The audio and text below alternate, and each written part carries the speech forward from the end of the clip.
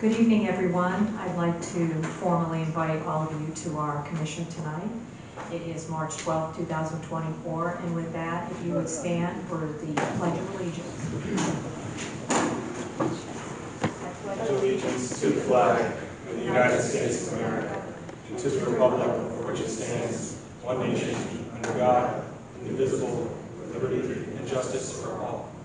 Please stand for 10 seconds and your own thoughts about our world and all of the different and crazy things that are going on, but also the beautiful place that we live in.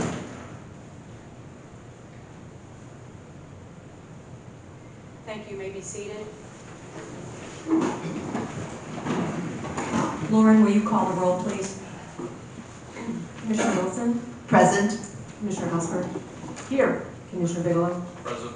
Vice Mayor Bond? Here. Mayor Kennedy? Here. That being said, at this time, the report of the Pinellas Sheriff's Department, if you'd like to come forward. Somebody new, so I don't know your name, so you have to give us your name. Yes, sir. Good afternoon, Commission. My name is Sergeant John Shields with the Pinellas County Sheriff's Office. We have this month's stats from the Sheriff's Office, if I may. All received yours. For the month of February,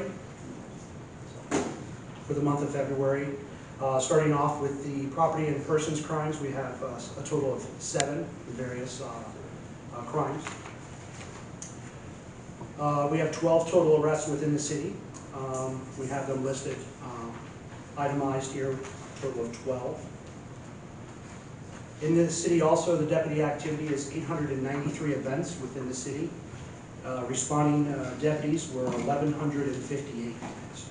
The total table below reflects the top 25 events to include both self-initiated and dispatched calls for the city within the month of February.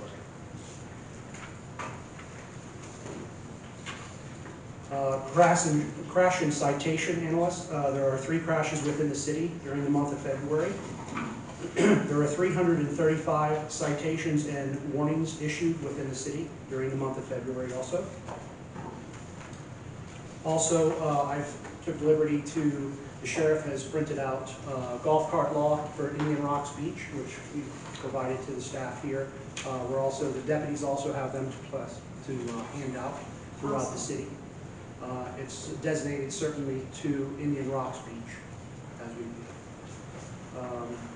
we also have, if I may touch up on with some of the spring breaks upon us, we're having actually additional patrol within the beaches to include our 4x4 vehicles and extra patrols on the sand, and to monitor the crowds that might be arriving within the city. Also, we have initiatives to place for litter patrol on the beach within enforcements also to include. Recently, we picked up, deputies on the beach picked up several pounds of litter within the sand area within one day, one shift. That's going to be the total for me today for the stats. Does anybody have any questions that I may address? Any questions? Gentlemen, would you mind handing out to those that are in the audience one of the cards for the golf carts, just so Yes, that we can get those out? Absolutely. Thank you, sir. Yes. Thank you very much for your time.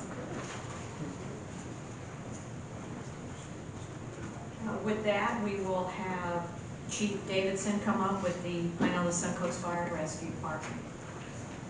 Chief. Good evening, Mayor, Commissioners, and community. Jeff Davidson, Fire Chief for Pinellas Suncoast Fire and Rescue District. I'm going to give you the monthly report for the month of February. I wanted to introduce you to our newly promoted District Chief, Stephen Race, who's the shift commander for B shift. He works 24 hours a day, commanding that shift and responsible for the emergency activities. So I wanted to introduce him real quick. Stephen.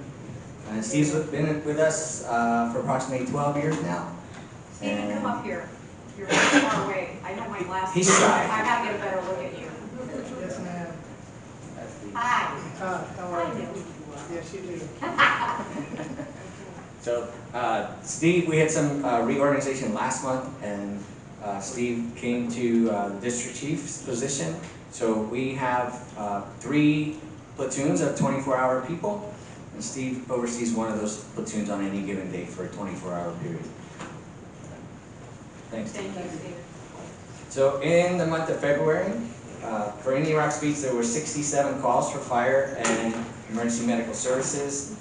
54 of those were emergency medical services, 13 that were fire-related, including outside fire, gas leak, fire alarms, electrical hazards, and elevator rescues.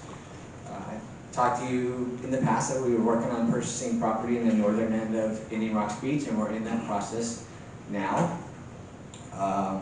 That's going to greatly improve our response times to the northern end, especially the way things are with the beach traffic in the community right now. It's long drive time, and the plan is to house an advanced life support fire engine there with 3 firefighter paramedics. We recently obtained a transport capable rescue unit from the county. We have a loaner unit right now, belongs to the county. If you see a red and white truck, rescue truck that says Pinellas County, that's actually my personnel, Pinellas Suncoast. That truck is on loan to us until we purchase one. We should have it here in October, and the tentative agreement is that we'll be reimbursed from the county through the EMS millage rate. And we have a verbal agreement that should be signed next month, and then of course has to go to the county commissioners to staff and pay for that unit. It's going to be incrementally over the next 2 years, which will coincide with about when the fire station is done. So you'll have a fully transport capable rescue unit right here in Indian Rocks Beach, which is really, really important. There are many times that we have a critical patient that we need to get to a trauma center or a stroke center immediately, and there could be a delay from the ambulance company just to call volume or distance. And with the medical director's pre-approval, we have some protocols we follow. We would be able to do that and get that person over to the hospital faster. So that's a great thing. And that truck is in service this week. We're staffing it for spring break, so you'll see it Monday through Friday, I believe at 8 a.m. to 8 p.m. For all of spring break. We're getting ready to award a contract to build our emergency operations center and fire station on the mainland. Hopefully we'll be under construction in the next 6 months. We recently purchased a jet ski with a rescue sled. That was funded by a very generous donation from one of our members in the district. And as you know, or may not know, that we have the busiest marine rescue program in the county, our units. And having an additional unit is going to assure that rapid access to the victims in the water. And it's currently being outfitted, and personnel are being trained, and we hope to have it in service in the month of April. And then with the, last week we had a tragedy in Indian I was Shores. just going to ask you about it. Yeah. Well, you guys were obviously down there with that. We were. It was a concerted effort. We were the first units on scene, along with Pinellas County Sheriff's Office, Indian Shores Police Department. We had Madeira Beach Fire Rescue, and eventually St. Petersburg Fire Rescue, along with the helicopter from the Sheriff's Office and the Coast Guard. But we train regularly for those incidents. We have, it's called the PMERT, it's the Pinellas Marine Emergency Response Team. So all the agencies in the county, fire agencies that have marine units, we train together constantly. So you know, we had quite a few units there, and unfortunately, unfortunate to the outcome. Was it, Chief, was it a riptide? There's all kinds of speculation about it. So I can't say. I was the first one there from our agency, and I could see the rip currents.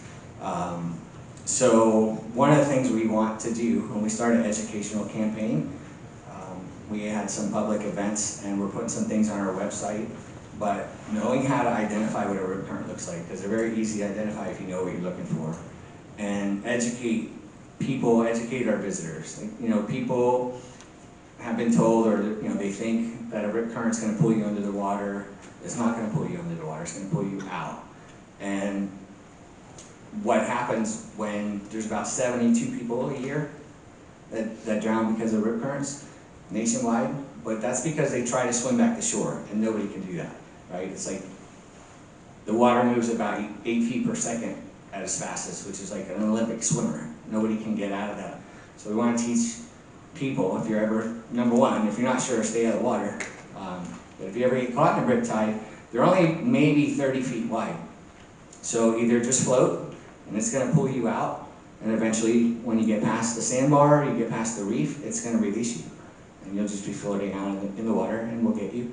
Or swim parallel to the shore, and that rip current's going to release you. But if you try to swim back to shore, it's impossible, and that's how people drown there. So with that, talked to Greg briefly this morning. I didn't realize he was on vacation, but I did want to have some meetings with the team have a graphic that I just came from a meeting with Indian Shores and work with them as well. But I have a graphic that I want to see be made into public beach signs. And it talks about rip currents and how to break the grip of the rip. Tells you don't fight the current, swim out of the current, then to shore. If you can't escape, float or tread water. If you need help, call or wait for assistance. It says know how to swim, never swim alone, and if in doubt, don't go out.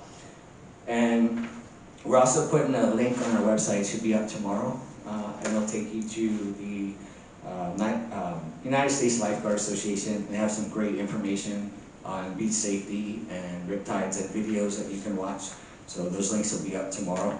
But I would like to get together and talk about some signage that we could put out and some things that we could do for educational purposes. So I have a meeting with them at 3 on Thursday, so if you don't get to talk to me before that, I can ask him to call you while we're there. I don't know, do you think you'll be trying to get in touch with him before then? who, I didn't hear. Greg, No, will you be around? I want to say, don't quote me, I want to say he told me he'd call me on Thursday. Okay, good. So I don't want to disturb anybody on their own vacation. Okay. So, Well, I meant, my thought was I have a meeting with him on Thursday. okay, Okay. sure. All right.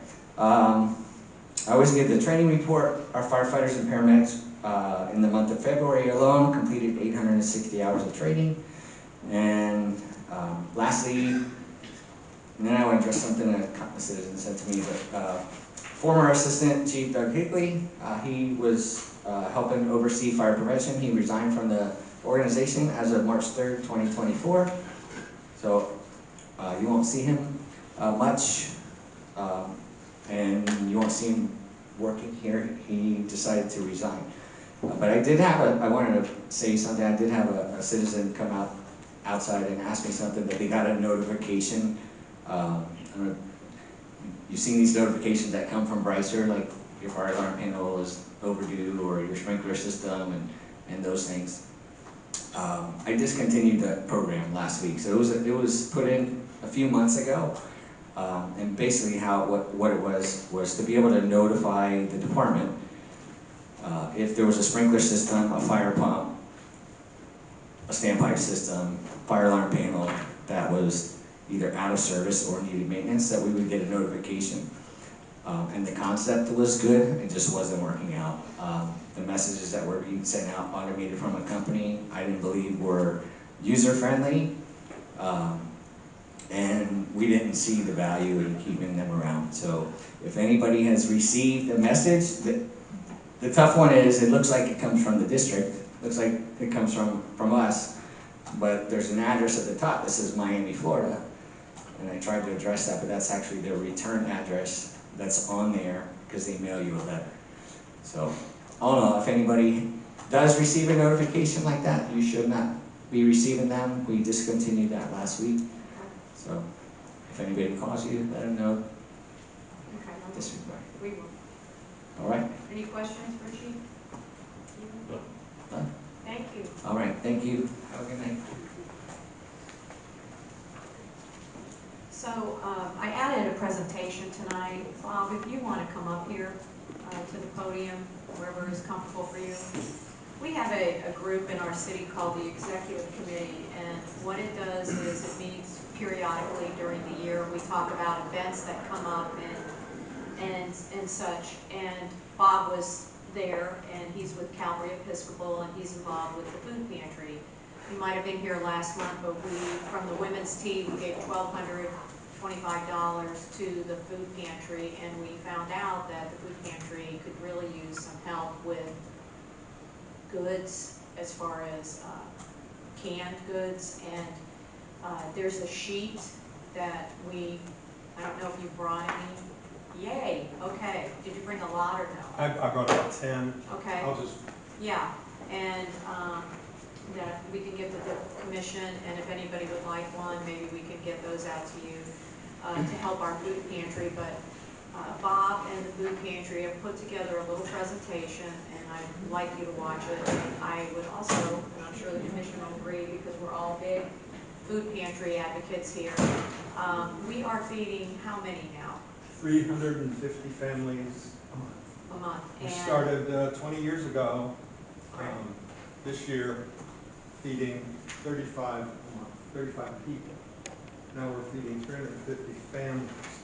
So it's a huge growth, but we, of course, want to grow it more. And in order to grow it more, what do we need? We need volunteers, we need money, we need food, and we need your help. So one of the things that I've been doing with the pantry is putting together an appeal program or a marketing program to tell everyone about the pantry, because I think it's been neglected for a few years. So my first phase 1 of this program is to present it to the city councils up and down the beach. And the mayor was so gracious to ask me to come here today, and I thank all of you for listening. This is the first presentation, by the way, of the public presentation of the PowerPoint. It was prepared by the volunteers. So we have 100 volunteers, and I myself am also a volunteer. So with it, I think if you can see that, the beach pantry is been here for a long time. Most of you know more about it than I do, probably. It's I'm going to tell you about the history, the mission, the organizations, and the fundraising program. Oops. Can we go back? It works better than it's supposed to. Just got knocked off slides. How far back do I want to go? Go back to the second slide. Right there? Right there. Sure. Okay. These are some of the people that work in the pantry. So they're local people from around here. There's over 100 volunteers. They do packing, shelving products, pick up products at various different drop-off locations around the various cities, beach communities. We also go to Tampa to the USDA and Publix 3 or 4 times a week to pick up food and bring it back. Next. Okay, we started with Feeding America. I think we skipped one, but that's all right. Feeding America is one of the Publix charities that helps us. Publix actually has 2 charities. One is for food that is baked, prepared. The other is for canned food. They have given away millions of dollars across the nation to people, to food pantries, to help feed people. We receive every month about 12 pallet loads of canned goods from local Publix charity. Every Tuesday we pick up baked goods at their baked goods charity for distribution. That's more about the same charity. Let's go to the next one. The USDA claims that there are more than 42 million people in the United States that live in an insecure household where there's insecure food supply, including 6.5 million children. Food banks and agencies like the USDA, Feeding Tampa Bay, and many other charity organizations give food pantries like the Beach Community Food Pantry food to distribute and leave it up to the volunteers to distribute it. Hope Villages is one of those people. Hope Villages is a national organization that donates food. We go to Hope Villages pickup point in Tampa 3 days a week and pick up various different types of food that they have available. We have a person, one of the management team, pantry management team, goes online every morning at 6 a.m. to all these various places like Hope Villages, USDA, Feeding Tampa Bay, to select foods for us, for our drivers to pick up. So we have to do that every day. We have to, it's like a, get it while you can. All right? So we have Hope Villages, and the next one, Feeding Tampa Bay, and the next one. We do food drives. Our organization organizes food drives in various communities. Right now, there's a vocational high school, donates to the Christmas Pet Food Drive. The North Reddington Beach community has a food drive once every 2 months, I think. They collect food and bring it to our pantry. And then the Country Day Middle School also has a Thanksgiving collection of food they bring to the pantry for distribution. We have fundraising events. We participate in fundraising events such as the Oktoberfest, the Taste of IRB. We have booths there where we sell drinks, water. We give out information about the pantry, ask for donations, and the IRB golf cart poker run is one of the things some people may know about. I didn't know about it, but there are people here in Indian Rocks Beach that run up and down the beach and collect money and bring all the money back to the food pantry. I think the last event that they had about 3 months ago, there was over $3,000, which is excellent. Krabby Bill's is a big participator. They give money. They also help us with what we call a fabulous fish fry. They donate the fish and all the other food for fish fry.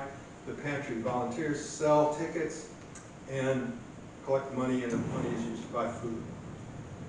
Anecdote Brewery also does a similar thing. Next one, please. This is just some of the people that work behind the scenes at the pantry. They're all local. The one in the middle there in the pink, that's Connie Kieran. Many people may know her. She's been pantry directress for years. Okay. Next.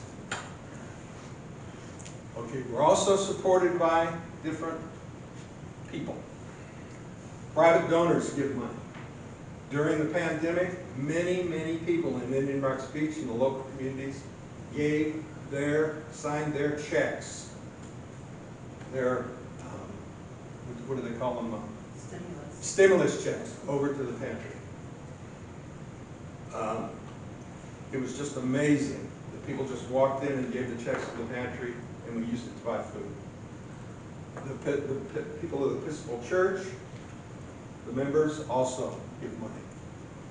Feeding Tampa Bay is financed by the Rotary Club. The Rotary Club puts money into the local IRB Rotary Club puts money into the Feeding Tampa Bay account for us to go pull from. Save-A-Lot donates food. We make 2 trips a week to Save-A-Lot to pick up food to bring back to the public. As I mentioned before, we have 2 things, and it's hard for me to read the rest of it. But there are many people, individuals, and other people supporting the pantry. Next, please. Next. So, how can you help? You can volunteer. As I said, it's a 100% volunteer organization. Nobody is paid, not even the directors. The church finances the building and the equipment, and supplies the property, and the volunteers run the whole entire thing. You can donate food if you don't want to be a volunteer. You can donate money, and you can join the management team and help us manage the whole process. Next.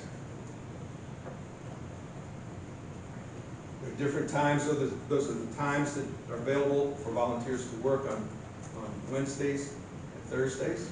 Next. It's a little bit about volunteering your time. Go ahead. This mission, the pantry is a mission of the Calvary Episcopal Church. I think it's interesting, if you see on the right there, and I can't read it all real well, it's kind of foggy, but it says, it shows a cross reference as to who we feed. 18% of the people we feed provide food to are disabled, 33% are unemployed, 15% 15% are employed, and I can't read the rest from here. 55 are female, 48% are single, and 51% are age 60 or greater. Yes. It's very interesting. We have very, very, very few homeless come to the pantry. If they do show up, we try to help them, but it's amazing that they don't come. And anyone who comes is treated with integrity. They're allowed to come once or twice a month, get enough food for 3 or 4 meals, and then they can come back in a couple of weeks and do it again. Next. So that's our pantry management team: Connie, Jim, Irene, and Steve. You may recognize some of them are from Indian Rocks Beach, one from North Reddington Beach, and I think Irene is down from near the VA. Next. Next. So that's our history. I think we'll go back to the beginning. Okay. So if anybody would like to help us, we welcome you to help us. We're appealing to the city of Indian Rocks Beach to help us. If you can see, we'll accept anything: money, food, volunteers, whatever you can give. And I want to thank you for the opportunity to come before you people and talk about the pantry. Any questions? So, first of all, I'm going to make a declaration with this group today. So on March 28th, we have a new commission being sworn in and a reception. And I would like to say to the commission that let's all bring some canned goods. I'd like you to read what they are. We're going to get a list, but I'd like everybody out there to know, anybody who comes to that night, if you would bring a check or canned goods, it would be appreciated. Bob, is it 20 years, the pantry? 20 years this Okay, year. this year is 20 years. We're going to have a and- celebration this year to thank everyone involved, the people that organized the pantry, the volunteers. We've over the years had thousands of volunteers. This is what I call BC Pantry Food List. Cereal. You wouldn't believe it's the #1 thing we're required at the pantry to have cereal. Whenever there's a sale on cereal, buy some and drop it off. We'll take it. Canned tuna, canned vegetables, canned beans, which are also vegetables. I don't know why I do that. Peanut butter, canned soup, macaroni and cheese, canned pasta, canned diced tomatoes, canned applesauce, pastas, and rice. Those are the top items we need to give away every single day. The USDA and Feeding Tampa Bay provide meats for us. We cannot take any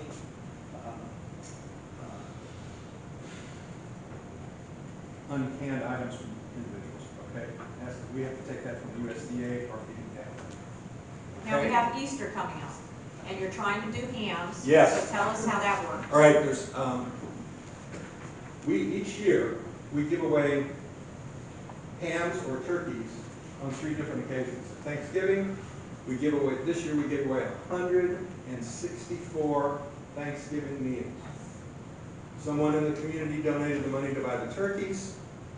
People in our church brought all the other food to go with it, and we delivered it, gave it out to all the people. At Christmas, we gave away over 150 hams. Again, someone donated the money to buy 150 hams. Easter is coming up in a few days here. Right now, we're on the drive. We want to give away 150 hams for Easter. And we're looking for donations to pay for those hams. So you don't, at the moment, you don't have a sponsor? At the moment, I have no sponsors. Now, Who is close to homeowners? Does anyone? Jim? Bigelow? Johnny? No?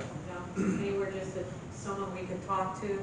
Okay, we'll reach out to the homeowners to see if, because they are very good about being involved with, they do the turkeys, I know, at Christmas. Right. So maybe, okay, Right, and one other thing we do with the sheriff's department, ourselves, the pantry, and the Rotary Club, IRB Rotary Club, alternate back and forth, participating in the sheriff's program to feed people at Christmas and Easter. And so the Rotary Club did the Christmas donation. What we do is we donate money. So this year we will donate $1,500 to $2,000 to Publix to put together the meals, which the sheriff's department will distribute to the people. wonderful. And we're looking for donors for that. So I've been with the pantry for about a little less than a year, and it's the most rewarding thing I've ever done. It makes your heart feel good every day. Thank you. Any questions? Does anybody have any questions? You're not taking any perishables anymore, though, are you? No, we can't. There's legal issues, Okay. so we can't take perishables. Okay? Thank you, Bob. We're gonna work on it. Thank you again, Mayor. And so I told Commissioners. them, we'll see what we can do for at least the 28th, and we'll try to see if we can get some help for the hams for Easter. All right, great. Thank you so much. Okay. Make it clear to all of you, to tell your friends, and maybe we can put it on Facebook too. If we put it on our Facebook, we'll get some people and some help. And we can mention that at the swearing in that we'd like them to bring candy if possible. With that, we'll go to public comment. 3-minute time limit per speaker. Any member of the audience may come forward, give their name and address, and state any comment or concern that they may have regarding any matter over which the City Commission has control, excluding agenda items. All statements made to the City Commission shall be made to the City Commission as a whole, not directed to any individual City Commission member, and no personal or slanderous remarks shall be permitted. No speaker shall be interrupted, and no debate shall occur between the speaker and the City Commission. With that, is there anyone who'd like to come forward? State your name and your address. My name is Mark Lushna. I live at 208 12th Avenue, Indian Rocks Beach, and I have a parking problem, Okay. a potential parking problem. Years ago when I got here, I moved in 03. Coming back from the beach, I noticed the beard on the street, looking at the problem, the previous mayor, and people were parking on both sides of the street and leaving our half in the middle, which was a little cumbersome. Before I knew it, there was no parking on half of the road. Happened real fast. A couple years later, the other half of the road. And now we're coming down to Bay Hall. I live on a corner lot. I don't know where all of you live, but I'm thinking you might have seen what they call the bubble boat. And I use that corner of the property to clean the boat. It fits the SUV in the boat. And then I can take it right around the block, bring it out, and gain position for one of the 12-foot gates that I have on the property to park toys. I will not be able to get to those gates if they're parking as they have been in the past, by taking up all of the roadside parking. I've been to City Hall twice, once today. The first concern that I was having was what to do and who to talk to about it. And I was told to write an email, or I could do a petition, or a couple of other suggestions I received that day. I wrote the email to who they said write it to. I stopped in to check on it today. And There's nothing been done. I don't know how fast the city government works. I mean, the word is that if the wheels of justice turn very slow, the wheels of local government turn very slow. I get that. It takes a little while to incorporate some of these things. Today when I went there, I got almost nefarious smiles, like I'm barking up a tree that's never going to get trimmed.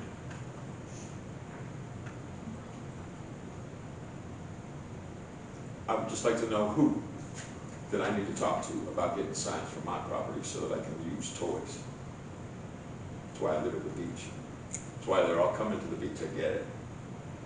What's your address again, Mark? 208 12th Avenue, Indian Rocks Beach. It's right on the corner of 12th and Bay Palm. Okay.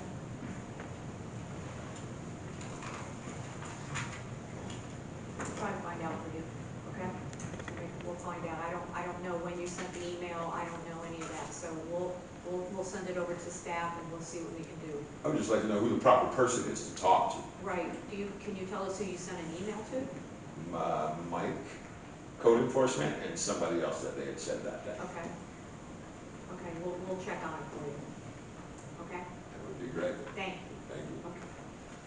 Is there anyone else who'd like to come forward at this time?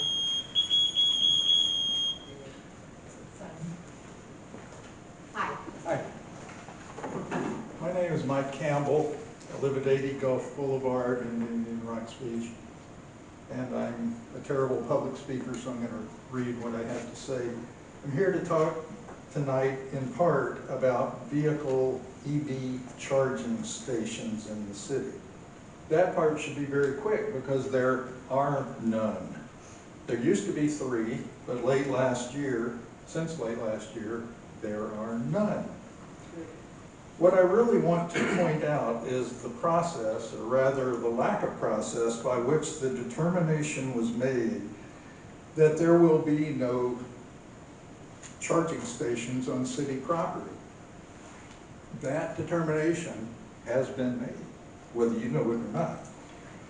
That determination was made by 3 employees of the city, based not on benefits to our tourist-based economy, but instead entirely on how inconvenient such stations would be to themselves and to the city.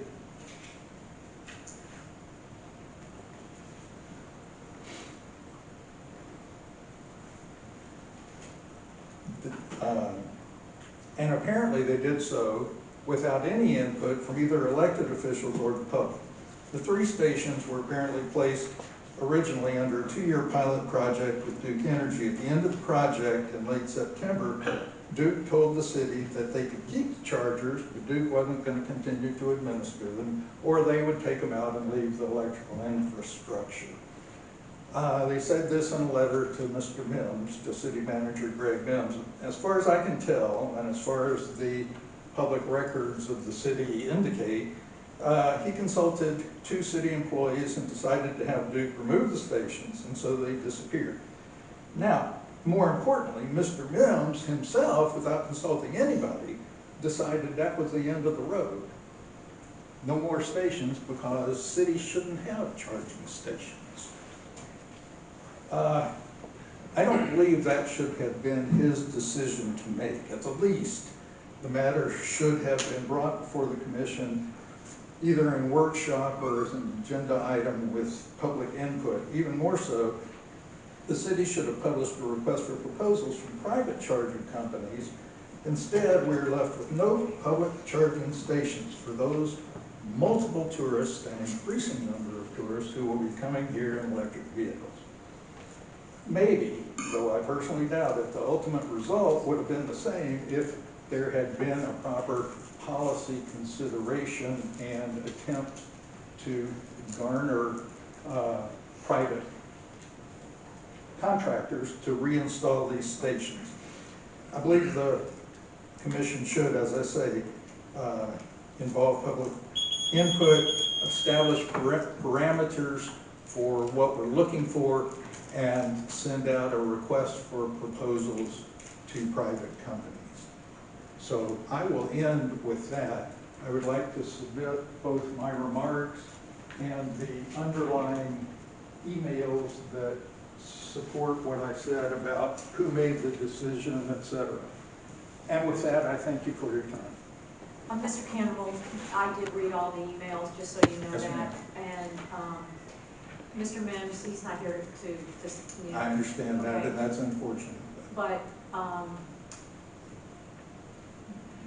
we will, he did, and that's what I wanted to say, at our last meeting, he did bring it up to us, what was happening with Duke Energy. So I just want you to know that the commission was aware of the situation. That's all I want to say about that. Just so you know that we were not in the dark. We did have some communication with them concerning it. You saw the email in which he told me that he specifically did not bring it before the commission because he was not required to. No, well. That's what the email from him to me said. What I mean by that is, it wasn't an agenda item. We didn't have it as an agenda item. It wasn't an agenda item. Mayor, I don't think Yes. we need to do the back and forth. Okay, but I Discuss want that him, for I want opportunity. to be clear though. I understand. And we will have a discussion, okay, about that when I see him. And then, you know, the commission can also have a discussion with the two if they would like to privately, okay? All Just so right, that thank you for your, letting me Yes. have the input. No, Thank no, you. thank you, sir. Is there anyone else who'd like to come forward at this time? Aisha. Suzanne Gibson, 1206 Bay Shore Boulevard. I also have concerns about parking on both sides of the streets in my area. All of the area in the numbered streets are really not designed to have parking on both sides of the streets. When they do park on both sides of the street, what happens is it makes it impossible for traffic to flow smoothly through there, and it's especially a problem on Bay Shore Boulevard because you have the boat ramp there. And if people are taking a boat through there and there's people parked on both sides of the street, they can't get through and emergency vehicles can't either. I think we really need to address the residential parking issue, especially in light of the concerns from the board with wanting to do paved beach parking. Because if we have paved beach parking, it's going to result in the residential areas having more parking on the sides of the streets, and we're just not comfortable with being able to get in and out of our driveways, get boat trailers through there, and get emergency vehicles through there. And I just really think that it should be considered, especially in light of wanting to have paved beach parking. Thank you. Thank you, Susan. Is there anyone else who'd like to come forward at this time? Hi, John. Hi, John Fansfield, 448 Howard Drive South. As I'm sure most of you are aware, the vacation rental bill passed the House and Senate awaiting transmittal to the governor. This is the first vacation rental bill to pass in 10 years, and it takes away many of the tools that cities use to control problem properties. The governor could sign his bill after it hits his desk, or after 15 days. If he doesn't sign it, it will become law. We need him to veto it. It's our last chance to preserve the ordinance we fought so hard for. We need to contact the governor and his top staff with lots of emails, letters, and phone calls now. So I hope you do that along with your friends and your neighbors.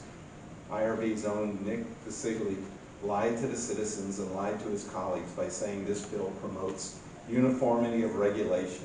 Instead, it creates more categories, including a carve-out Flagler County.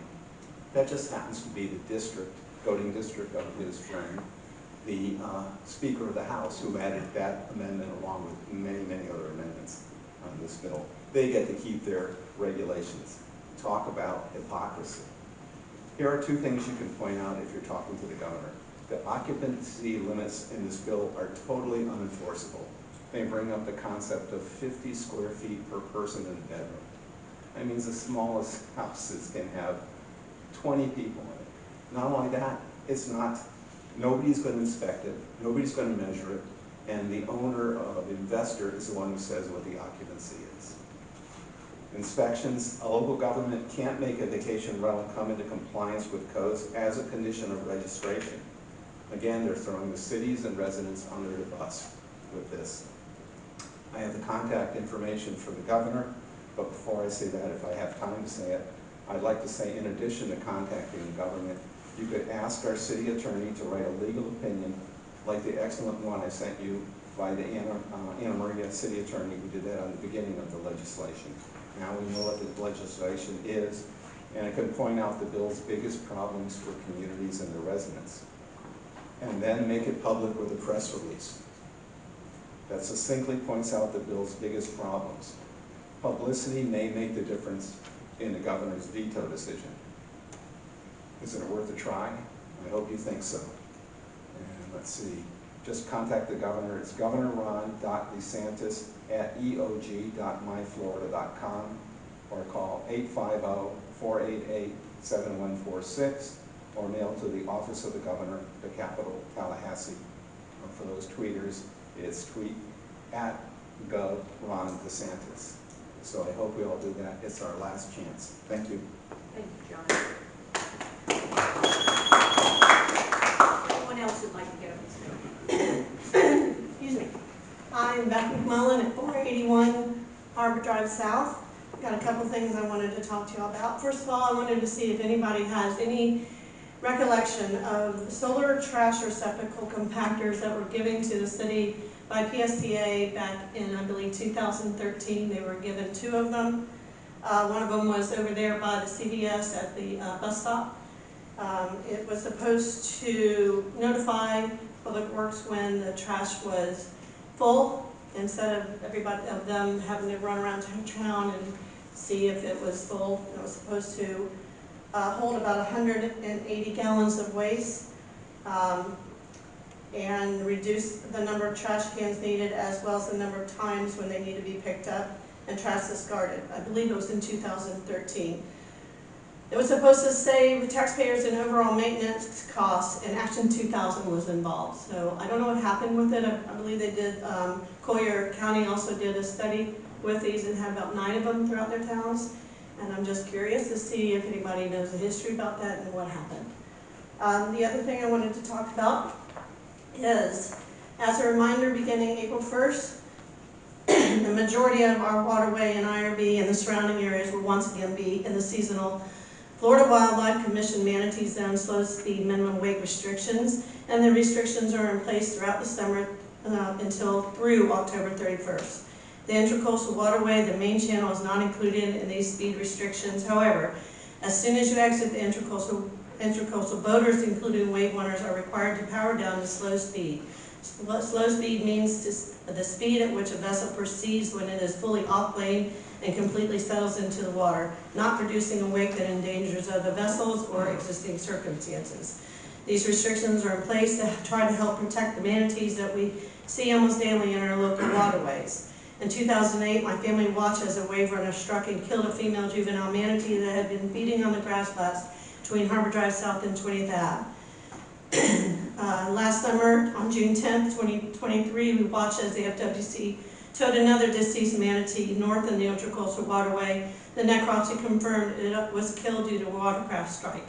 It was found outside the main channel on a seasonal speed restriction. I have more to say, but I'll wait till next month to say it.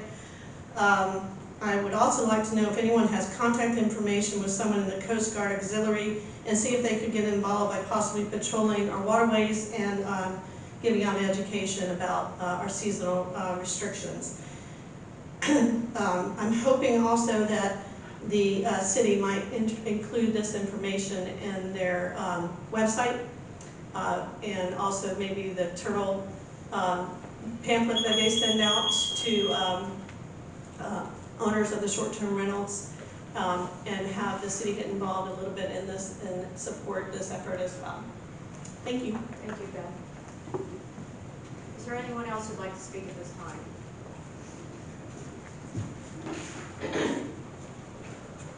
Hello, I'm Diane Daniel, 309 10th Avenue. Going to wear a few hats here. Friends of the Library, I've mentioned here before that this year is the 50th anniversary of the library. They just put up a really cool historical display, and it's super fun to look at. And there's even some kind of minutes from a meeting. I'm not sure if it's a city meeting or a homeowners, but they're talking about parking, they're talking about vandalism, they're talking about people on the beach smoking. It's just like a lot of the same things. It's very funny. I wanted to mention something that I saw when I came here. I've mentioned this a few times because I walk here and it's on Tuesday evening and recycling bins are out. Once again, today on my way here, which is like 3 blocks, I saw 3 plastic bags in recycling bins, which is not allowed. So I really wish there was a way that we could message that better. I don't know how, but it's just an ongoing concern. Then I wanted to just mention that I had a food drive with vacation donations for vacationers on February 24th. It was great. Denise came out and helped at the Reef Club. And just to say, I am definitely an ally of the pantry here. They're not open on Saturdays, and I target Saturday mornings because that's when most of the checkouts are. They don't take perishables, which actually they are legally allowed to. They take them over the bridge at St. Jerome, and I've been in touch with Feeding Tampa Bay. Perishables are allowed. It's just more work. And so I am actually have a meeting with the pantry tomorrow here to see if maybe we can do some things on Saturdays. I'm having another food drive on March 30th. I'm having 2 locations, again at the Reef Club, and then also Church of the Isles is going to be a drop-off spot, and I'm targeting as many vacationers. I emailed every owner and short-term rental manager on the list, like 400 people. So a few came out, not many. But I know because I've seen it, there's a lot of food thrown out here. Probably every day because now checkouts are pretty much every day. There's just a lot of food, so I'm really trying to find ways to capture that. And I hope to be able to do that with the pantry here too. Just a couple things along the lines of food. There are things called community fridges. They have them in Miami. They have them all around the country. It's actually a way to share perishables. It's legal, it exists, and I would love for us to look into that. I'll send more information on that to y'all. And then last, I had, part of my nonprofit is not just food, but it's also things that vacationers use and throw away. Coolers, umbrellas, chairs, toys. We have the Leave a Toy, Take a Toy. There's other ways to recycle and capture these, so I'm still working on that, and I'll be talking to y'all about that as well. Thank you for your time. Thank you, Diane. Is there anyone else who'd like to speak? With that, we'll close the public comment, and Randy, our city attorney, do you have any comments? Thank you, Madam Mayor. As it's been stated, our legislative session has come to a close. I see some of you wearing black, perhaps in acknowledgement of that. With that, Senate Bill 280, as has already been stated, passed. It purports to regulate short-term rentals and preempt the city's regulation of the registration of short-term rentals. It has not been signed by the governor yet, so it is not effective until done so. I'm aware the city's already intending to send a letter to the governor as soon as tomorrow, requesting that he veto this. So the city's already taking action in that regard. It is not the only thing that was adopted during this legislative session. More stuff failed than passed, especially as you compare it to our last legislative session. There's a lot for the city to digest and determine how we're going to respond to, and what practices and reports we may need to change. Some notable changes: there was an ordinance, or rather a statute adopted last year requiring us to adopt business impact statements when adopting ordinances. There were some exceptions in that, and some of those have been walked back, so we'll have to do more of that.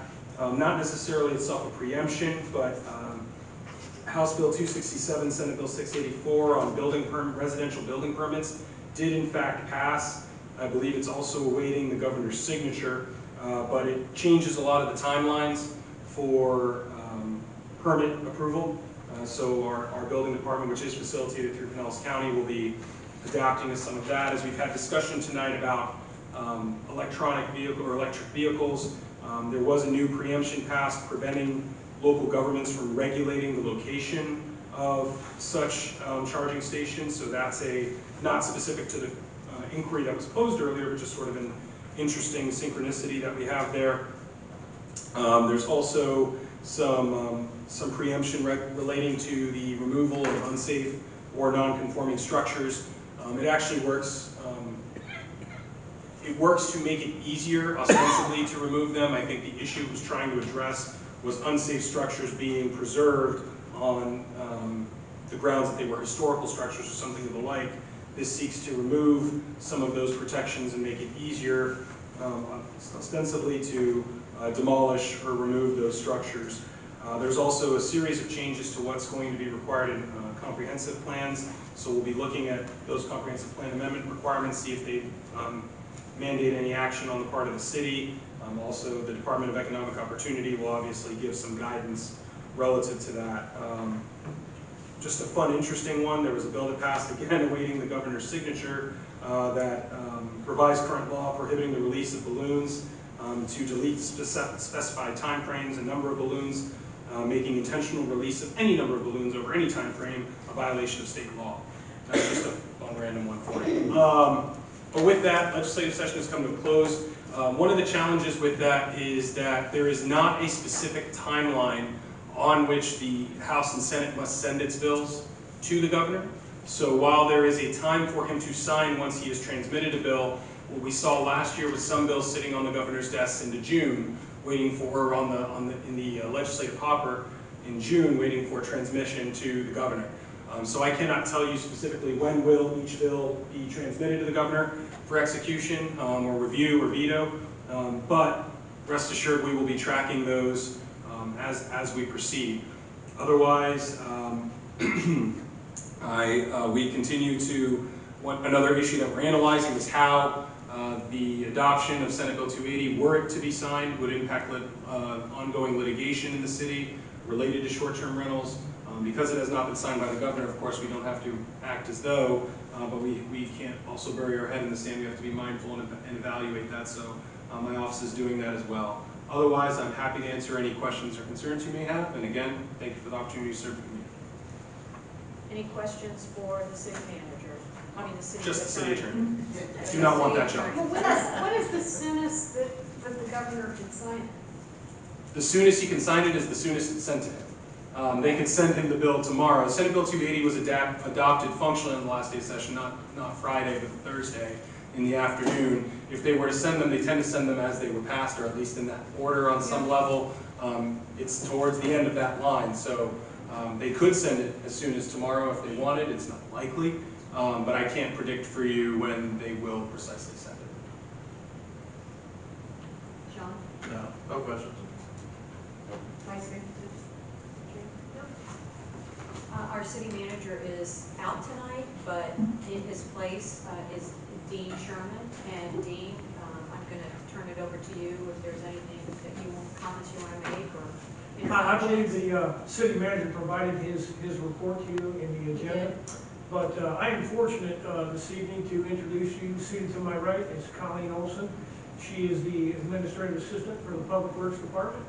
Colleen commenced her 4th year of employment with the city. She wears many, many hats during her daily activities, and she's a key component to the success of the Public Works Department. So I'd like to welcome Colleen and introduce you. Colleen, do you want to say anything to the commission tonight? I promise you she wouldn't have to do it. Okay. You sure? I'm just happy to be here. Okay. She's one of the smiling faces when you come through the front door, so we love that. Dan, any comments from you tonight? No, ma'am. I'll go to the city commission. Jan, do you have any comments tonight?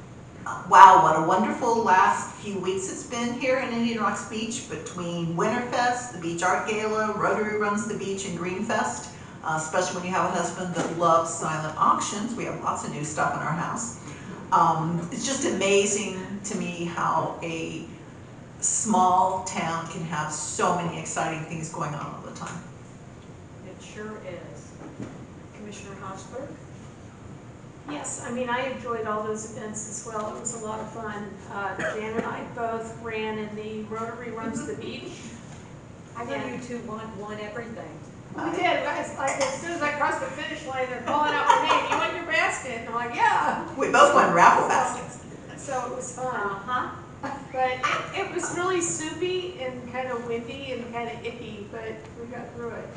Yeah. Also, I want to announce that the idea of having a brand new website is not dead. As a matter of fact, Dan and I and the rest of the crew will be previewing it Friday the 22nd, and we'll probably make some tweaks to it, and within probably 5 to 6 weeks after that, hopefully we'll launch that bad boy, and that we can start adding some new content and things that we didn't have on there before. So, you know, email me what you got. I'm happy to do it. Commissioner John? Spring break is here. Get your alternate routes, walking and driving your car and riding your bike. So you don't get hurt. Safety is an issue. Vice Mayor? Yeah, nothing. Just a couple items. I wanted, Beth, I just wanted to, as far as the manatees, I happened to have coffee the other day with the Sierra Club, and I did tell them about your issue and the fact that the Fish and Wildlife Commission concerning the signs, I saw your post on one of the Facebook posting that you made, and I told them that I thought that was not reasonable, and that I knew you and what an advocate that you are, and I told the whole story, you know, about the manatees. I gave them your phone number, and they said that they would be reaching out, that they thought that there were some things that could happen. So if you do not hear from them, either call me or maybe look up the Sierra Club and maybe call one of the president or anyone to ask them about that, because we did have a lengthy conversation and they would like to get involved. So they're not the Coast Guard, but I think that they do have some skin in the game. So, okay. Thank you. I just, all the events were great. This is my last meeting as mayor. So I'm going to hold my remarks until the end of the month when they're going to have the swearing in of the new commission, and they're going to have a reception for me. And so they said there's food. So I hope that all of you will come. I asked, they're not saying very much, so I don't know what that's about, but I said, well, are you going to feed us? And they said yes. So I hope that you will come. It has been a great ride. I started in '94 when I first got to be on the Planning and Zoning Board, and knew absolutely zero about planning and zoning, but actually became my most favorite thing doing in this. And then the following year they made me the chair, which was incredible. Served on there for 5 years, and then we had never had a finance budget review. They put me on there, and I became the chair of that, and then of course became a commissioner after that for a period of time, and then left and came back. So it has been a great joy for me, and I hope to see you at the end of the month. And with that, we will move on to, are there any additions or deletions tonight? I don't believe so, no. Hearing none, we'll move on to the consent agenda, and Randy, if you would please read the consent agenda. Happily, Madam Mayor, there are now 4 items on the consent agenda. 1 item had been removed on the revised agenda circulated in advance of the meeting today. Item A, approval of the February 13, 2024 City Commission meeting minutes. Item B, approval of rescheduling the June 11, 2024 regular City Commission meeting to June 18, 2024 at 6 p.m. Item C, approval of the process to appoint the vacant commission seat. And item E, having removed item D, authorizing the city manager to award portions of bid number IRB PWD 2024-1 and enter into a contract with Harris McBurney Company for the Outfalls 03 and 04 projects in the amount of $1,670,084.69. These are the 4 items on the consent agenda, Madam Mayor. Thank you, Randy. And is there anyone who at this time would make a motion to approve the consent agenda? Can I throw something in here before we do that? Yes, you may. Regarding the rescheduling? Yes. What is the reason for this? I requested it. Okay, well. Do you have a conflict with that? Yeah, I'm unlikely to be here. Okay. Why don't we, shall we remove it for this? I just, normally in the past, we've discussed this all together. Okay. Why don't we remove it for tonight, and then the city manager can call each of you and maybe come up with a different date that everybody can make. That'd be awesome, thank you. Okay? All right, so, Can we just get a motion to memorialize that we're removing, Yes. to remove an item from the okay, consent so agenda? let's have a motion. I'd like to make a motion to remove the approval of rescheduling the commission meeting for June 11, to reschedule that for a later date. Is there a second? I'll second that. Okay. Motion second, all in favor? All in Aye. favor? Aye. Motion carries. Okay.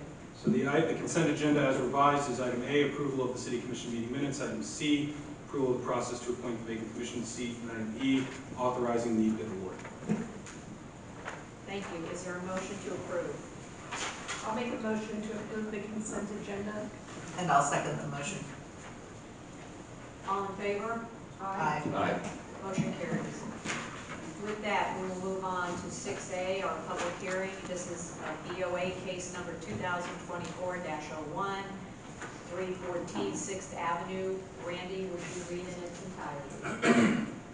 Yes, Madam Mayor, before we begin, we are now taking up Board of Adjustment case number 2024-01 for 314 6th Avenue, considering a variance request from section 110-131 sub 1 sub F sub 2 sub I of the Code of Ordinances, requesting an additional 3.34 foot incursion into the required 25 feet yard setback, resulting in a total setback of 21.66 feet for the enclosed stairway. This is a quasi-judicial hearing. As you are aware, in a quasi-judicial hearing, you are not making the law, but rather applying the law established in your code to the competent substantial evidence prepared for you, prepared and presented to you this evening. Before we begin, I have to ask if any member has had any ex parte communications with the applicant, their agent, or any other party to these proceedings. I have. Aye. I met the With regards to this application, or you just know who they are? No, I walked the property and Okay. I did too. All right, we'll begin at the end with Commissioner Wilson. Could you please tell me the, when did you have this interaction roughly? I walked the property yesterday and met the owner during the time of walking the property and taking pictures. So you took pictures of, as well? I took a picture, so I would have that to look at. How long would you say you were roughly at the property for? 10 to 15 minutes.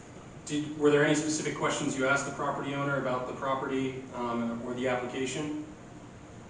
Not really.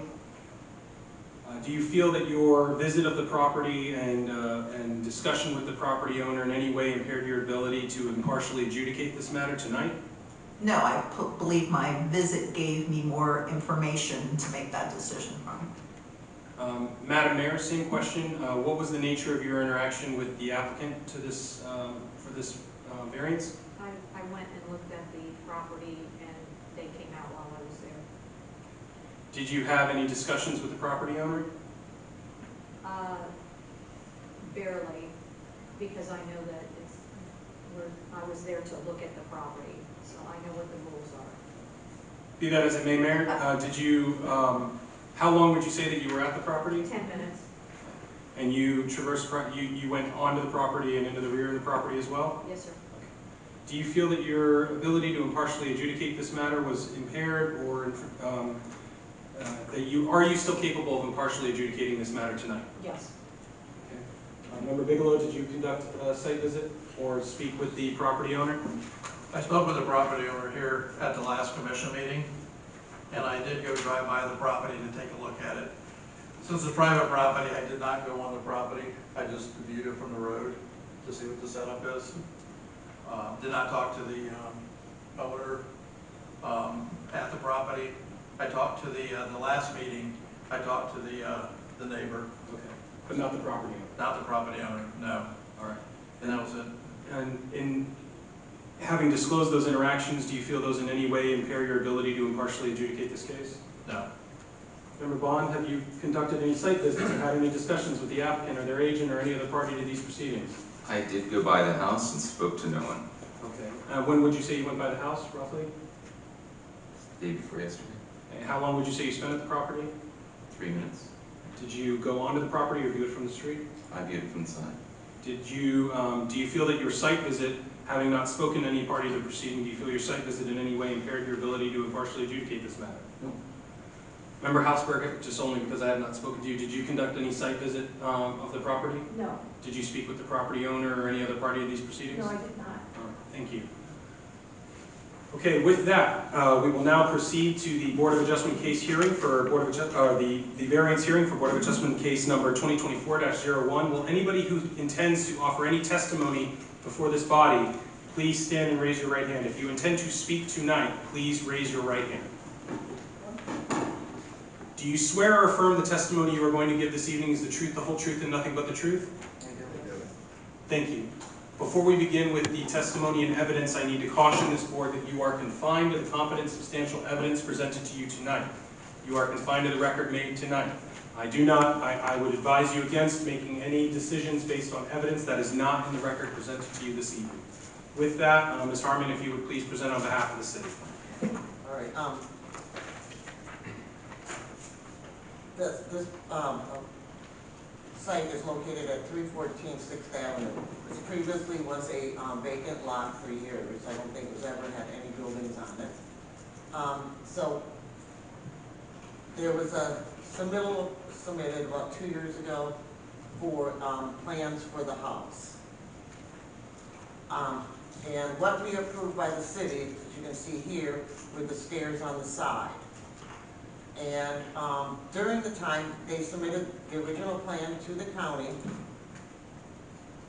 And during the review process, they wanted to put the stairs in the rear.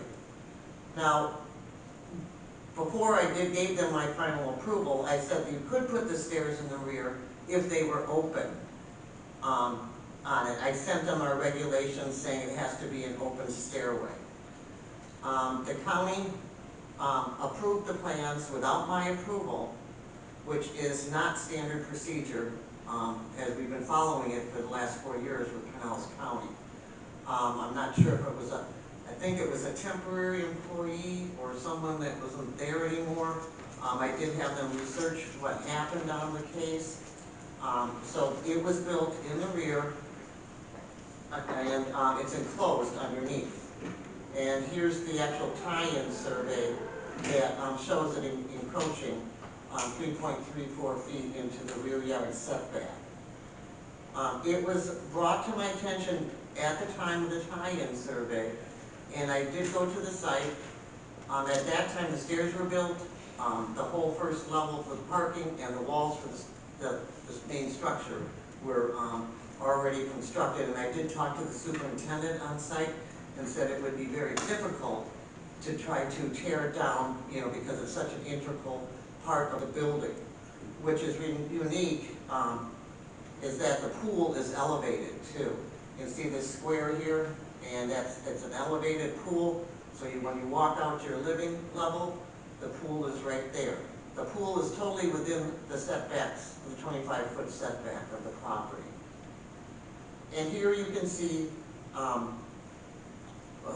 these are the proposed plans showing the stairway in the back with the railings, and then also an elevation of that deck.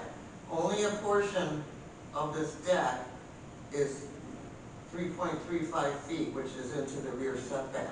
That's where the stairs are, right in this far right-hand corner. This is a picture of the lot, the vacant lot, before they had construction. Again, more views of the lot. This was the stairs,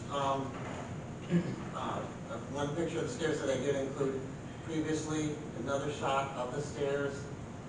I did go out today and walk the site to look at the site work on the site, and just took pictures from the ground showing what the views are if they're standing in their backyard.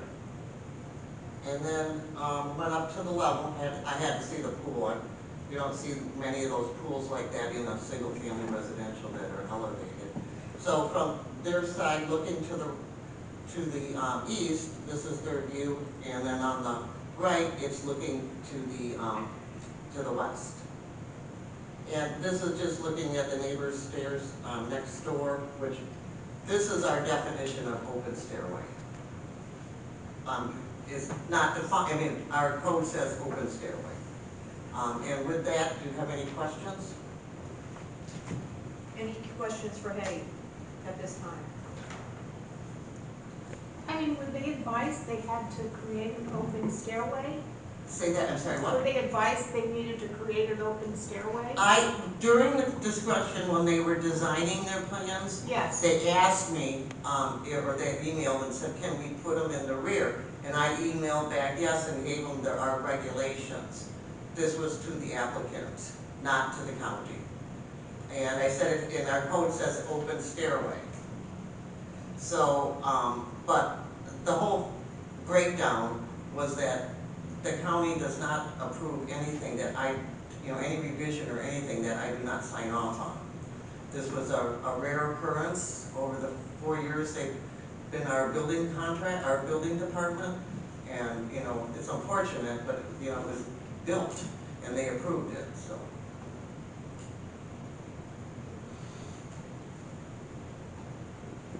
Commissioner Wilson? If we grant this, what process changes have been made to ensure that we don't have another situation where there's a revision made and granted by county that doesn't meet? Well, I mean, I don't know if there's a process. That's our process. Everybody knows it at the county. I'm going to tell you over the last, 2-3 years ago, it was a high volume time in the county, and they were hiring new people, hiring more inspectors, plan reviewers, everybody. It's stabilized, I think now, and I mean we've got a very smooth process, and we have, it had worked.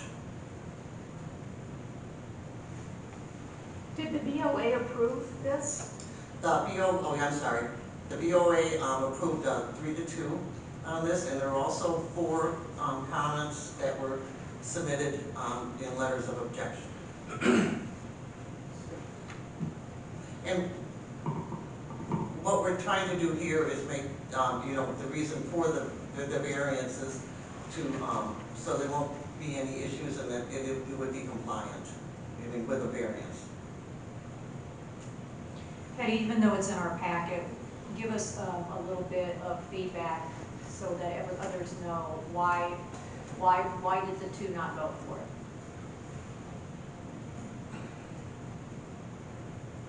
I think they felt that I should have been aware of it, or that the county should have told us. It was a little vague on why, they were looking for ways where they could open it up structurally, that type of thing. So, it didn't meet code. I just want to clarify, will there be a rail on the other side of the stairs? All the way around, you can see it's all the way around an open stairway like this. See, this is looking at the back, and then this is looking at the side, and the other side will have railings. I mean, it has to have railings all the way around that back. Yeah, because it doesn't look safe. No, it's right not. now the rails are not. No, they're having difficulty they're in manufacture right now. So. Okay. Are there any other questions before I have the applicant come forward? No comments at this time? Not by me. Would the applicant please come forward?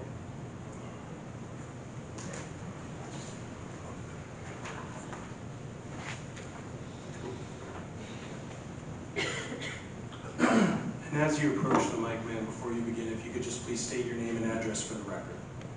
My name is Mary Savinella. My address is 314 6th Avenue, Indian Rocks Beach, Florida. My name is James Savinella. I'm 314 6th Avenue, Indian Rocks Beach, Florida. Thank you. And as you speak, just please make sure to speak into the microphone. It just helps the poor clerk who's got to make the minutes of this meeting. I'm not a public speaker, it's a little nerve.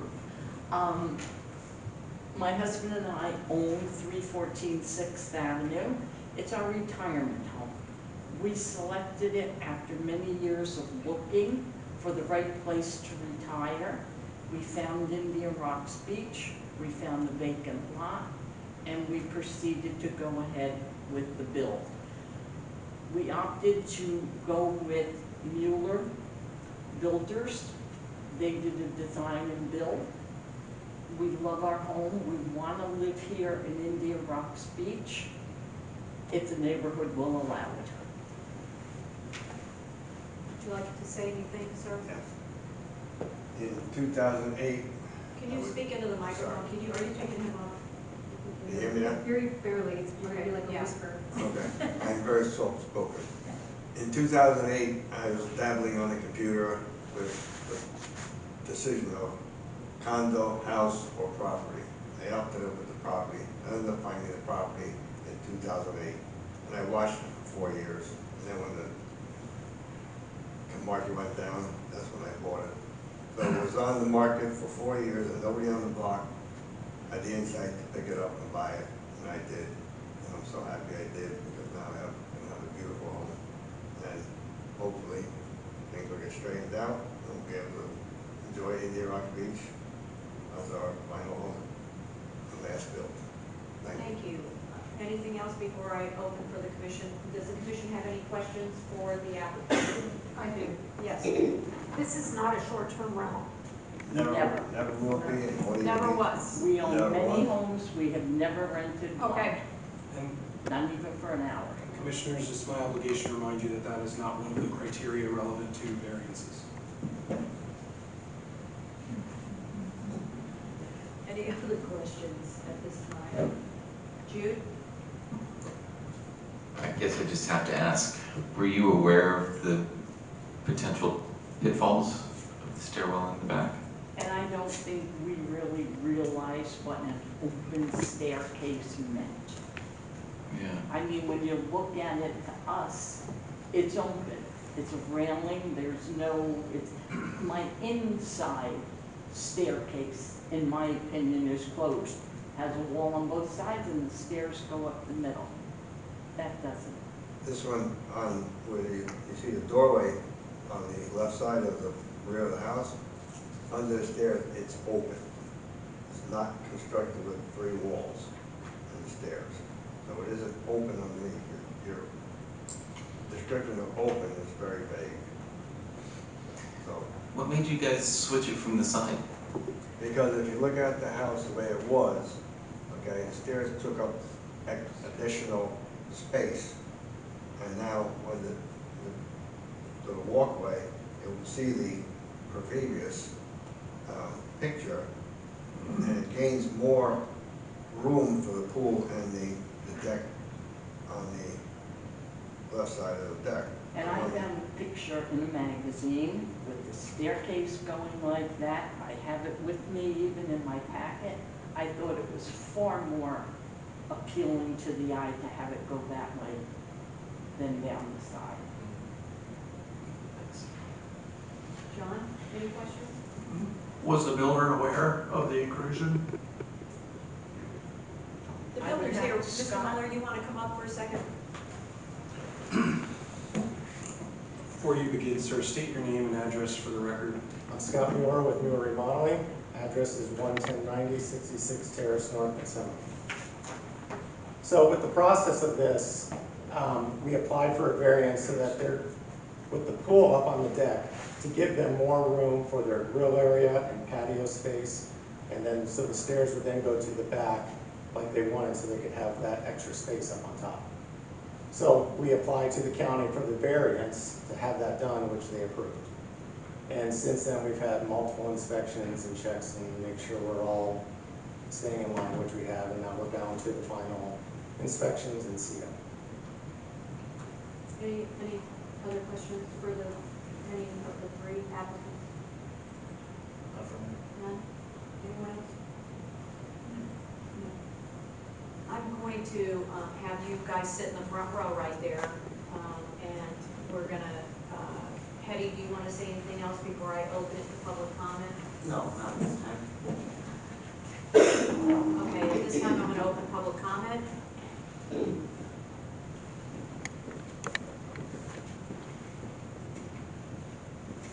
Hi, my name is Teresa Profieska. I live at 366 Avenue in the Rockford.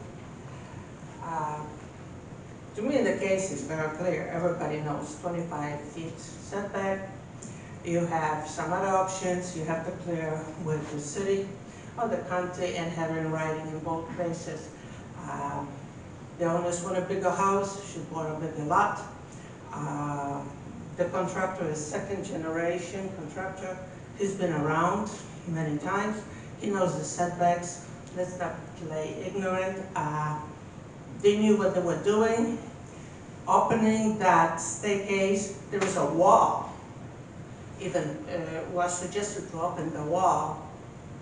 It's picnic because there is absolutely nothing in that wall that goes all the way down in the last several feet. And opening this up is nothing. I have seen them taking the swimming pool downsize because they overbuilt it.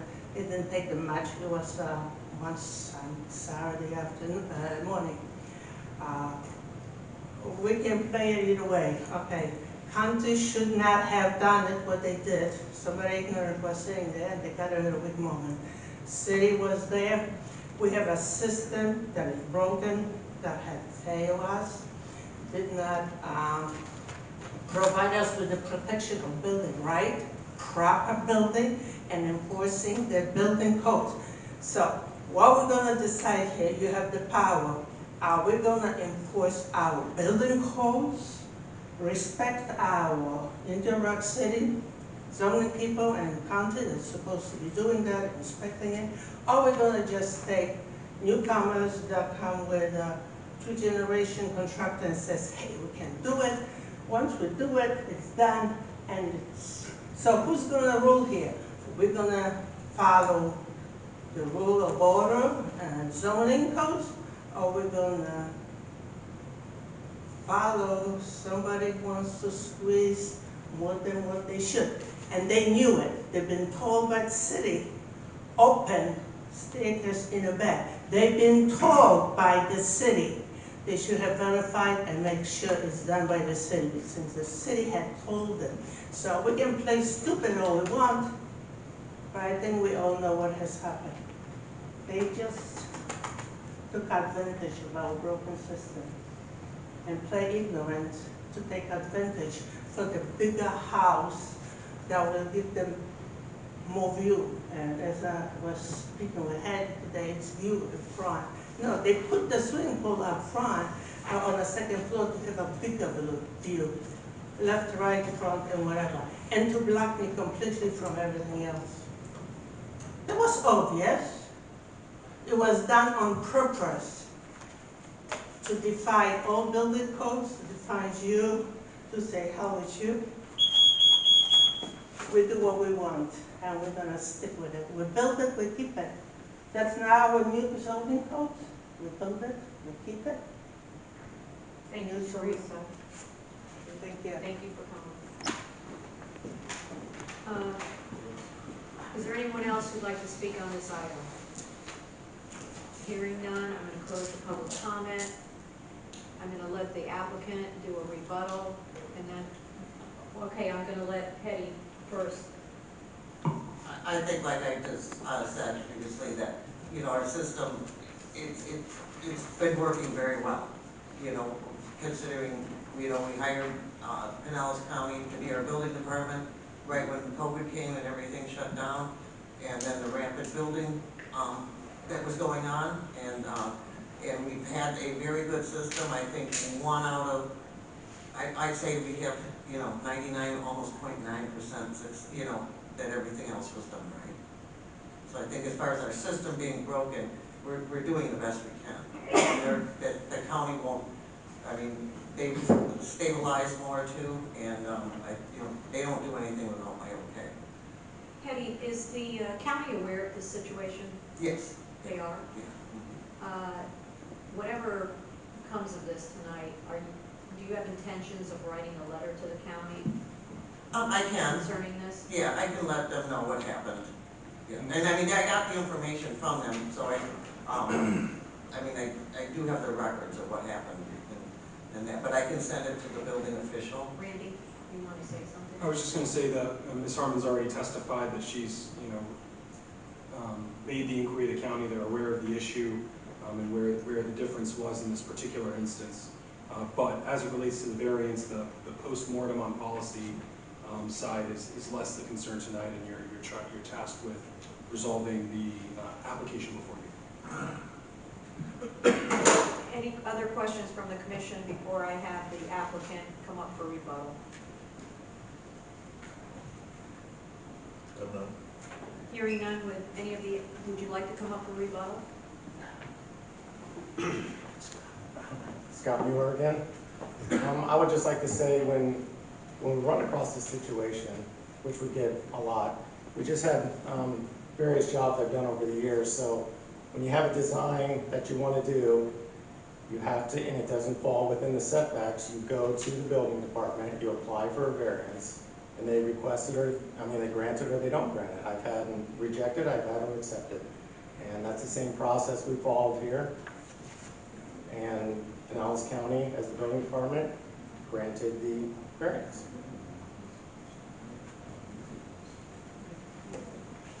We would really like to just retire in Indian Rocks Beach.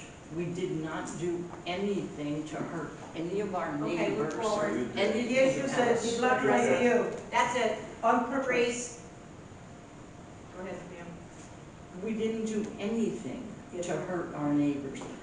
We built what we thought we wanted.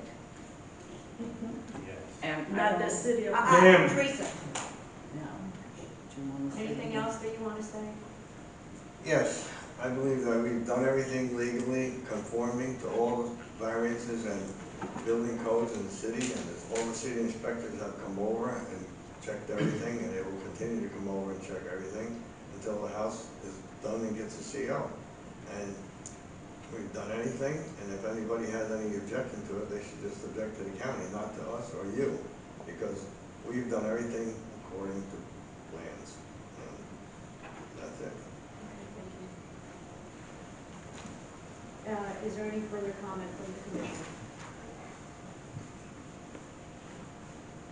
Maybe there's a little clarification on this, perhaps, Randy. I mean, in a situation like this, typically, had the variance come before us, I would be hard pressed to find merit in the request. But this is a completely different situation because it's already a fait accompli. Are we judging it by what standards are we holding to here? You're holding to the same standards in the code for granting a variance. How you resolve those is ultimately the decision of the five of you, so I'm not going to weigh in on any of that. The application before you, just for, sorry, Madam Clerk, the application before you, just for clarity in the record, is for the enclosed staircase, and it's 3.3 foot incursion into the rear yard setback. You are not weighing in on the pool, the house design, railings, or anything else. It is for the 3.3 foot incursion for the stairwell. Those criteria that you're well aware of at this point as far as the minimum variance necessary, etc., those are yours to judge here based on the facts and testimony before you.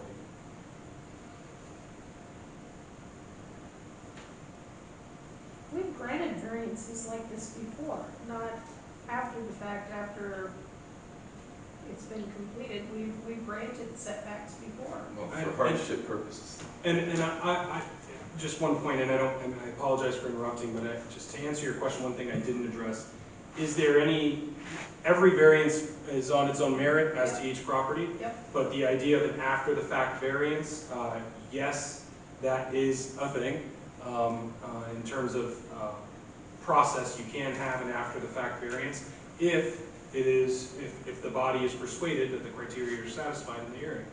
And so it is not impermissible, procedurally speaking, to have an after the fact variance. And yes, we have had instances where it's been resolving a discrepancy in the construction process to resolve that, which is at least what some of the testimony is here tonight, depending on what credence you choose to give it. So ultimately, again, it is for the five of you to resolve that and make your decision this evening. And in the absence of a variance, what is the next step? Ultimately, the city would have to decide how it would wish to proceed there. If it is not a permitted structure by variance or otherwise by the code, then we would have to determine, the city would have to determine if it deems that in violation of its code and potentially pursue code enforcement processes to gain compliance. The record testimony in the record before you, the written record, suggests at least that the applicant believes this to be inextricably linked to the structure as it's been built. So that would, of course, create some challenges if that is in fact the case, and there may be some legal wrangling that has to be had to reconcile the parties' respective positions on that. But this is the variance as a matter of process. If you're looking to ameliorate the issue, the variance is the way it's ameliorated. Absent a variance, what you have is a potential code violation that you would have to determine whether you were prosecuting, and if you were prosecuting, to what end.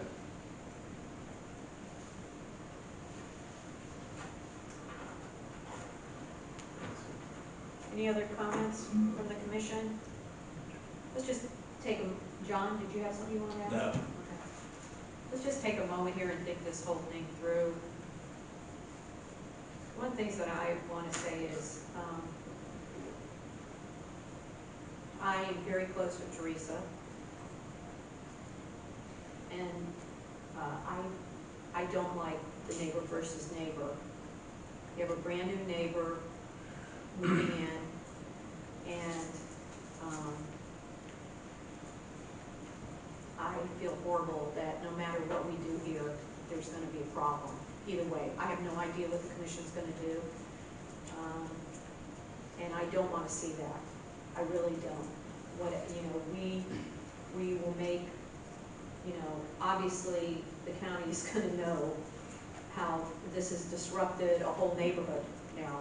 Two people, brand new people that moved in here, you know, who feel that they did the right things. I know that you don't feel like that, but that's neither here nor there at this moment, okay? And I want you to take that from me. I want you to understand that I don't want you to be like that, okay? Whatever the decision of this commission is when we leave here, I would like for everyone to start fresh, okay? All right. I'm looking for a motion.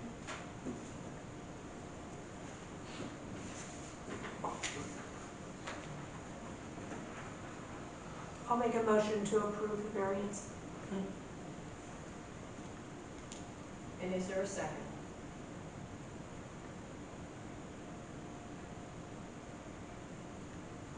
I'll remind you, you're not bound by a motion. A motion simply puts the vote forward, puts the matter forward for a vote. So one way or the other, we're going to need some action from the bodies. So what the attorney is saying, that if there is a second, you don't have to vote. You can vote any way you want on that motion, just so that you're aware of it. Denise has made a motion to approve, and we're looking for a second to her motion. I'll second the motion. Okay, is there any comments from the maker of the motion? Yeah, I mean, it's the upheaval it's going to cause not approving it. It's like, it's a lovely property. It's 3.34 feet into the setback. It's not 12 feet or, and they had every right to do so with the county approving that variance. I understand why they went forward with it. From the second, any comments? You don't have to make any comments, but you may if you'd like. I haven't voted either way on it. I'm just seconding the motion. Okay. All right. Do you have any comments about being the second? No. No. Okay. All right. Does anyone else have any comments at this time? Vice Mayor, do you have any comments? This is a pickle. Now, the one thing too, of course, is that 3-foot incursion isn't the entire width of the property. it's only under the stairwell. So in fact, if there were some way to open up what seems to me to be a largely unused closet area down there, it's kind of a shame that all of this came up. It's happening over something that's not even really very useful. But, you know, I get the lines. I think the real hardship is if you guys had to dismantle everything after having been told you could put it there. That's really the stumbling block to me. Because, I mean, otherwise it's just non-compliant, but in fact it was compliant because you were granted permission. So, you know, that's my commentary. Anything else? If I hear none, then would you please call the roll, Lauren? Commissioner Wilson? I vote to approve the variance. Commissioner Hosberg? Yes. Commissioner Bigelow? I vote to not approve the variance. Vice Mayor Bond? Vote to approve. Mayor Kay?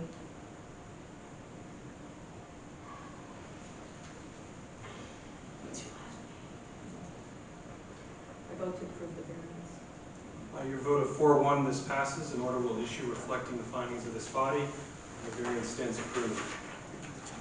Eddie, I would like to see a letter again sent to the county on the situation that this board occurred because of this. Thank you.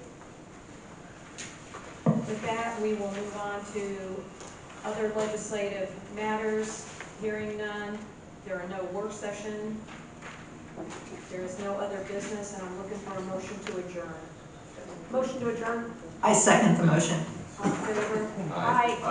That's Denise's last motion to adjourn.